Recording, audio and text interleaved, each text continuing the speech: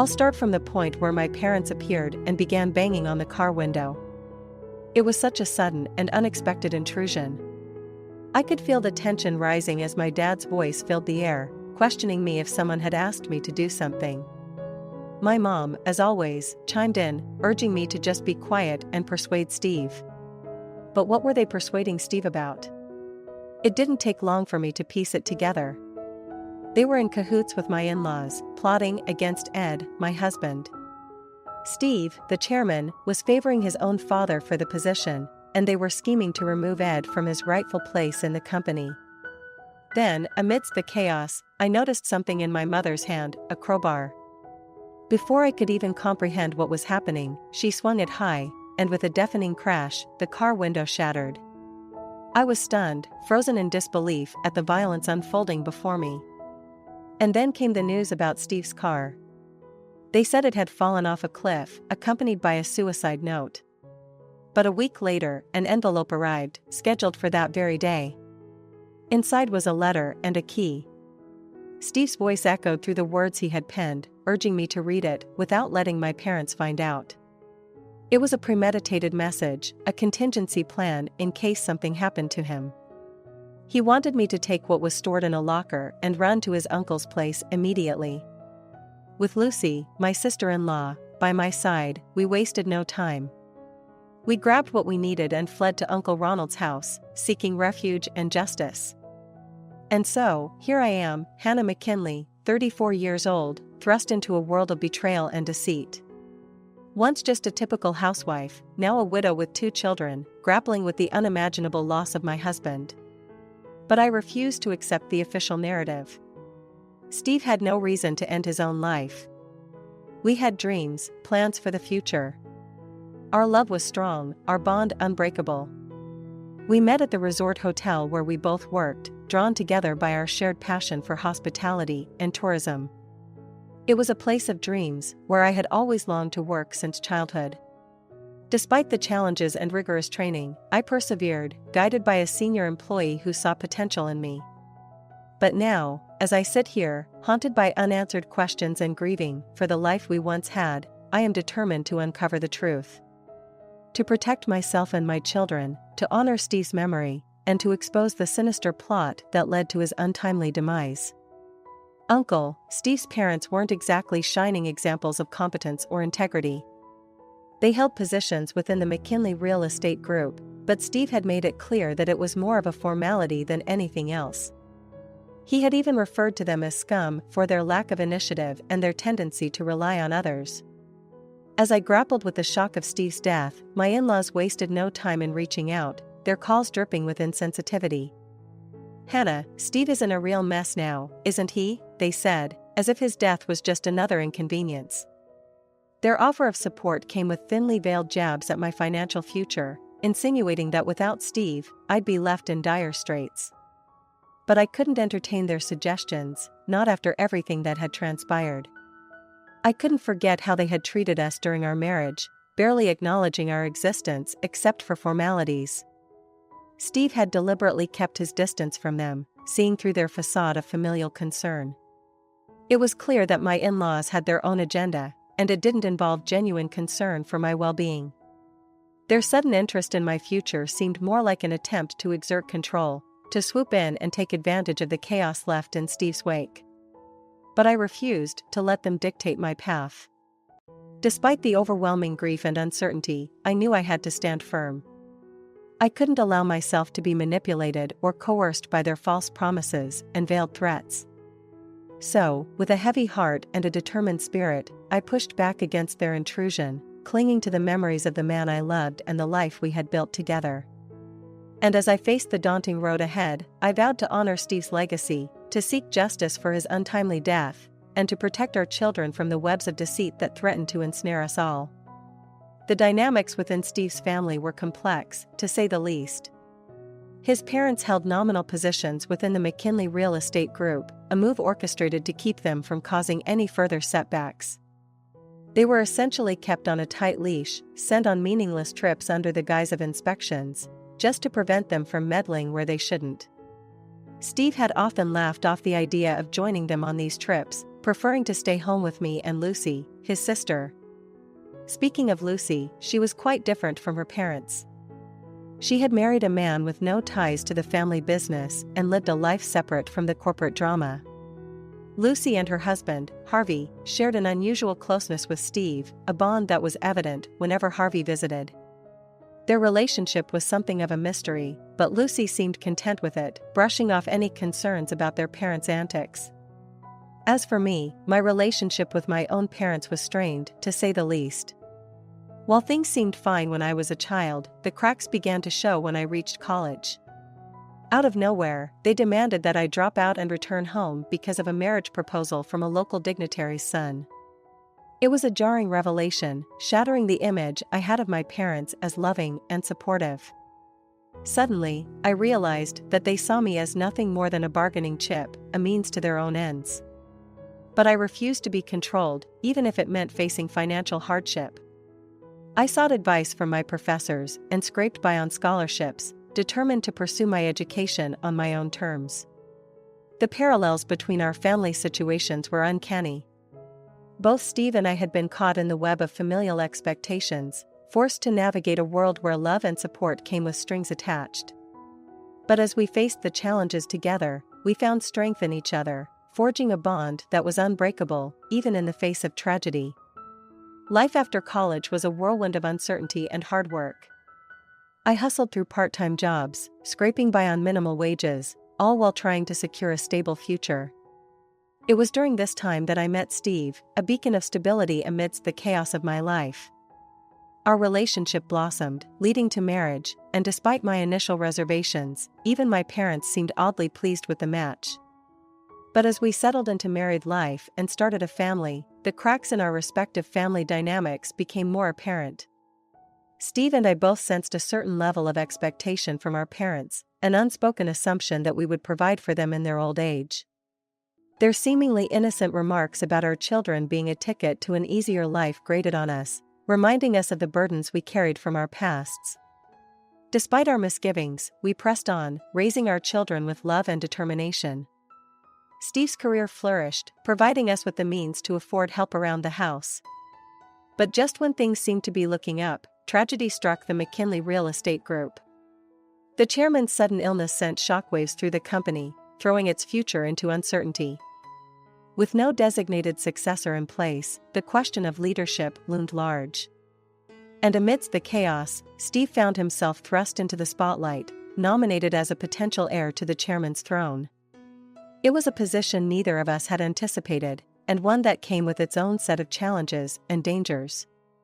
As Steve grappled with the weight of this unexpected responsibility, I couldn't help but worry about the implications for our family. Would this newfound power only serve to further entangle us in the web of corporate intrigue? Or would it offer us a chance to break free from the shadows of our pasts and forge a brighter future for ourselves and our children? Only time would tell. But one thing was certain, we were in this together, bound by love, loyalty, and the shared determination to carve out our own path, no matter the obstacles that lay ahead. The tension within the McKinley Real Estate Group reached a boiling point as Steve's nomination as the chairman's successor was met with resistance from certain quarters. While most senior staff saw it as a reasonable choice given Steve's training and education within the company, there were those who couldn't accept it, namely, Steve's own parents. Their resentment bubbled to the surface during a confrontation with the chairman, where they voiced their objections, demanding that Steve step down in favor of themselves. What started as a plea gradually morphed into a thinly veiled threat, leaving Steve and me on edge. As we grappled with the gravity of the situation, it became clear that Steve's parents were willing to go to extreme lengths to assert their dominance within the company. Their hostility toward us escalated, and we realized that we needed to take proactive measures to protect ourselves and our children. Drawing on Steve's resources and my own ingenuity, we devised a plan to ensure our safety. We enlisted the help of the building manager to prevent any suspicious individuals from entering our home, while Steve arranged for a discreet security detail to accompany us whenever we ventured outside. Despite our precautions, the threat remained ever present. One day, while we were enjoying a leisurely outing at the park, disaster struck. In a terrifying moment, a stranger attempted to snatch my daughter away, her intentions unmistakably sinister. But before she could succeed, a vigilant security guard intervened, thwarting her nefarious plan and safeguarding my child from harm. It was a chilling reminder of the dangers lurking in the shadows, of the lengths to which our adversaries would go to assert their control. But it also galvanized our resolve, strengthening our determination to stand firm in the face of adversity and protect the ones we loved at all costs.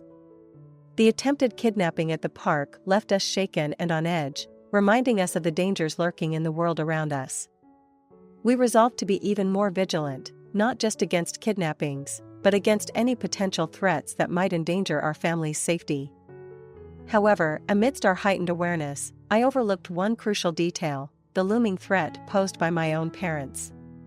The encounter in the apartment parking lot was a chilling wake-up call, a stark reminder that danger could come from unexpected quarters.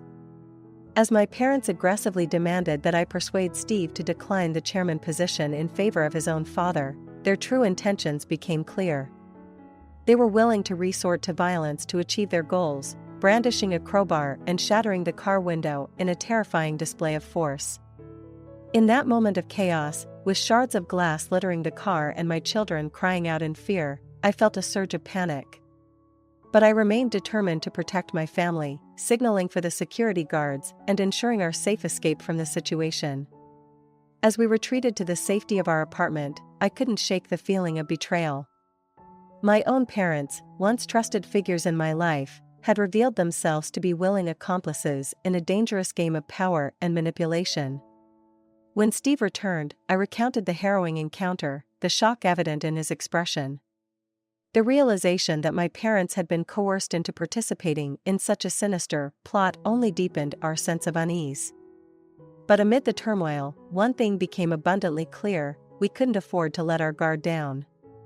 The threats against us were real, and we needed to stay vigilant if we were to protect ourselves and our children from the machinations of those who sought to harm us. The news of Steve's car being found at the bottom of a cliff hit me like a ton of bricks, shattering the fragile semblance of normalcy we had managed to maintain. It was a surreal moment, the words of the police barely registering as they delivered the devastating blow. How could this be happening?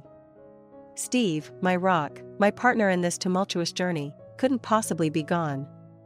In the midst of my shock, Lucy stepped in, taking charge of the situation with a calm resolve that belied the turmoil raging within me. Together, we navigated the bureaucratic maze of the police station, confirming the grim news and retrieving the envelope found in Steve's car, a suicide note, the contents of which felt like a cruel twist of fate. The police's conclusion that Steve had taken his own life felt like a gut punch, a betrayal of everything he had stood for. How could he, after all the precautions we had taken, after his steadfast determination to protect our family? The very idea seemed inconceivable, a stark contrast to the vibrant, passionate man I knew and loved. Amid the haze of grief and disbelief, one thought echoed in my mind: he wouldn't do this to himself. There had to be more to the story, a truth buried beneath the surface of this tragic facade.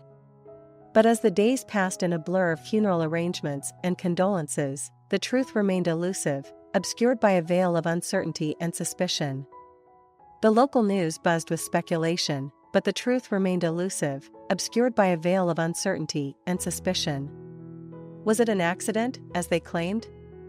Or was there something more sinister at play, lurking in the shadows, waiting to be uncovered? As I grappled with the enormity of my loss, one thing became abundantly clear: the journey was far from over. In the wake of Steve's death, a new chapter had begun, one fraught with unanswered questions, unspoken truths, and the relentless pursuit of justice for the man I loved. The days following Steve's death were a blur of grief and confusion, as I struggled to come to terms with the unthinkable loss. My children, innocent and vulnerable, looked to me for answers, their young minds struggling to comprehend why Daddy wasn't coming home. With Lucy's support, I did my best to shield them from the harsh realities of our situation, keeping them close and showering them with love and reassurance. But amidst the chaos, a glimmer of hope emerged, a letter from Steve, delivered posthumously, bearing instructions and a key. As I read his words, my heart swelled with a mixture of gratitude and sorrow. Here was Steve, reaching out from beyond the grave to guide and protect us, even in his absence. With Lucy by my side, we wasted no time in heeding Steve's instructions, gathering only the essentials and fleeing to the safety of Uncle Ronald's home. The journey was fraught with tension and fear, every passing mile a reminder of the dangers lurking in the shadows. But as we arrived at Ronald's doorstep, a wave of relief washed over me. Here, surrounded by family and guarded by Ronald's vigilant security team, we found a temporary sanctuary from the storm raging outside. Ronald and Olivia welcomed us with open arms, their kindness and understanding a balm to my weary soul.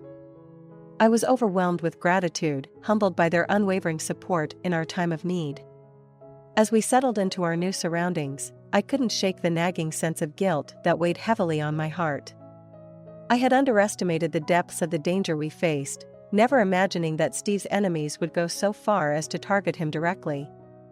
But in Ronald's home, surrounded by love and protection, I found a glimmer of hope amid the darkness. With their help, I vowed to uncover the truth behind Steve's death, to seek justice for the man I loved and the family he left behind.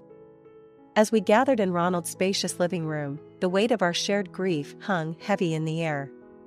Olivia, ever the gracious hostess, tended to our needs with warmth and kindness, ensuring the children were comfortable and cared for.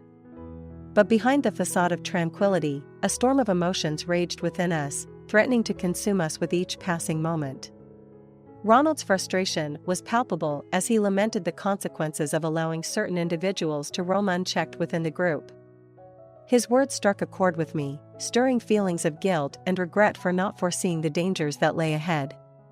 But as Olivia voiced her own regrets, a flicker of hope emerged, a plan to ensure the safety and well-being of my children, to shield them from the same fate that befell Steve. It was a proposal born out of love and concern, a gesture of kindness that touched my heart in ways I couldn't fully express. In the days that followed, Steve's body was laid to rest in a private funeral attended by family and close friends.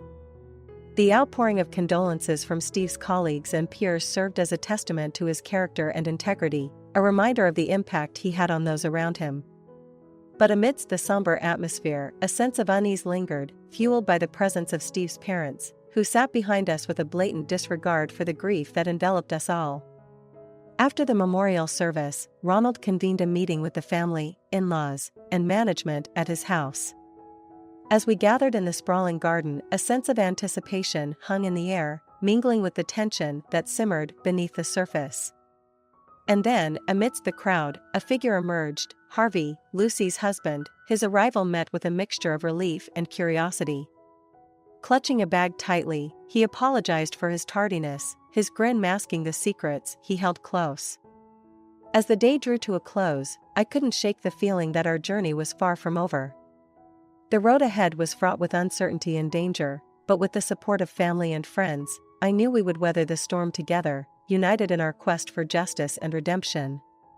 The atmosphere crackled with tension as Ronald's words hung in the air, his unexpected announcement sending shockwaves through the crowd. For a moment, silence reigned, broken only by the murmurs of disbelief that rippled through the assembled guests. As Ronald beckoned me and my children forward, a wave of apprehension washed over me, my heart pounding in my chest as I braced myself for what was to come. Beside me, Sam and Mia clung to my hand, their wide eyes betraying their fear and confusion. But as Ronald's intentions became clear, a sense of relief flooded through me, mingling with disbelief at the unexpected turn of events. Could it be true? Had Ronald truly decided to adopt Sam and Mia, to welcome them into his family as his own? The crowd's reaction was mixed, a cacophony of whispers and murmurs filling the air as Ronald's words sank in. Some expressed surprise and approval, while others voiced skepticism and doubt, their eyes darting between Ronald and Marcus, Steve's father. But as the murmurs grew louder, Harvey stepped forward, his voice steady and unwavering as he addressed the crowd. With Ronald's permission, he revealed the truth behind Steve's death, shedding light on the discrepancies and contradictions that had plagued the investigation from the start. As Harvey's words echoed through the garden, Marcus's protests faltered, his face contorted with shock and disbelief. The truth was out, laid bare for all to see, and there was nowhere left to hide. In the midst of the chaos, Ronald stood tall, his resolve unwavering as he faced the scrutiny of his peers and colleagues. It was a moment of reckoning, a turning point in our journey toward justice and redemption.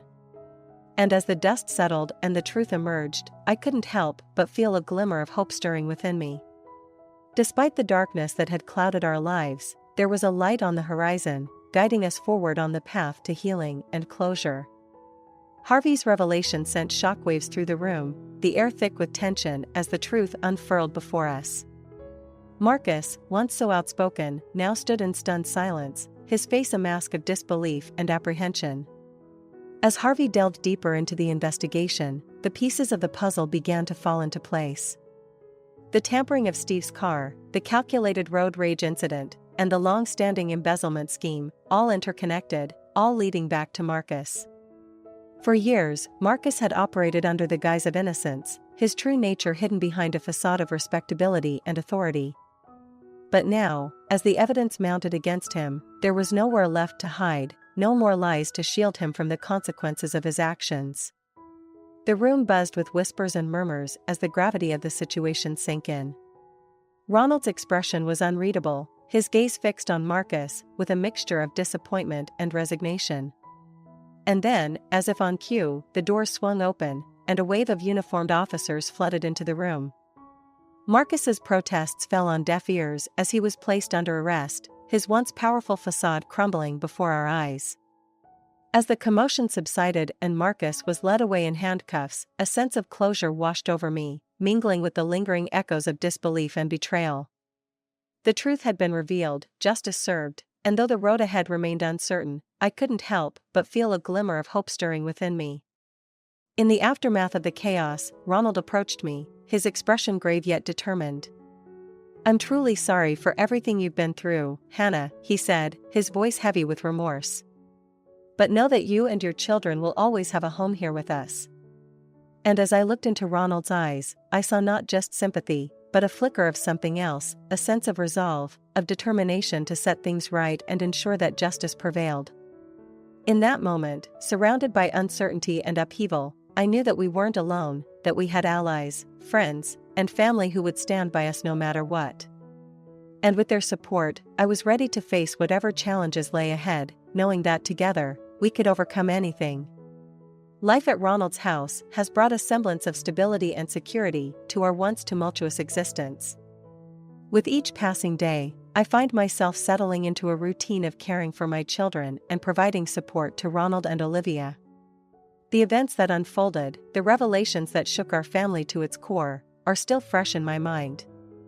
But as time goes by, I'm learning to focus on the present, to cherish the moments of tranquility and solace that we've found in Ronald's home.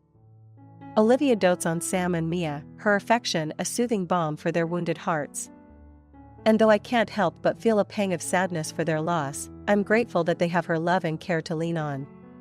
Ronald's commitment to his health serves as a reminder of the fragility of life, of the importance of cherishing each day as it comes. His determination to see Sam and Mia through to adulthood fuels my own resolve to make the most of our time together. In this haven of warmth and kindness, I found a sense of belonging that I never thought possible.